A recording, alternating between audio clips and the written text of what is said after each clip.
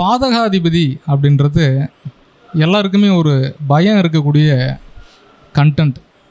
பாதகாதிபதி அப்படின்னாலே அந்த தசா புக்தி நடக்கும்போது தீய நிகழ்வுகள் நமக்கு நடக்குமோ அப்படின்ற பயமும் எல்லாருக்கும் இருக்கும். அப்போ பாதகாதிபதியை நம்ம எப்படி ஹேண்டில் பண்ணணும், ஜாதகத்தில் எப்படி கையாளணும் அப்படின்றது ரொம்ப முக்கியமான விஷயம். பாதகாதிபதி எப்போதும் பாதகம் செய்வாரா?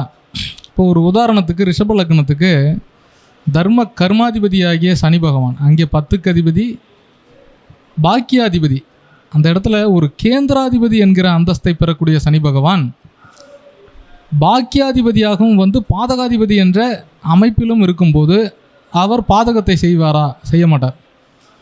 ஏன்னா பாதகாதிபதி எங்கே பாக்கியாதிபதியாக வலுப்பெறுகிறாரோ, ஆட்சி உச்சம் மூலத்திரிகோணம் போன்ற அமைப்புகளில் அல்லது ஏக சுபகிரகமாக ஒரு லக்னத்திற்கு வரும்போது பாதகத்தை பெரியதாக தருவதில்லை என்பதை மனசில் வச்சுக்கணும்.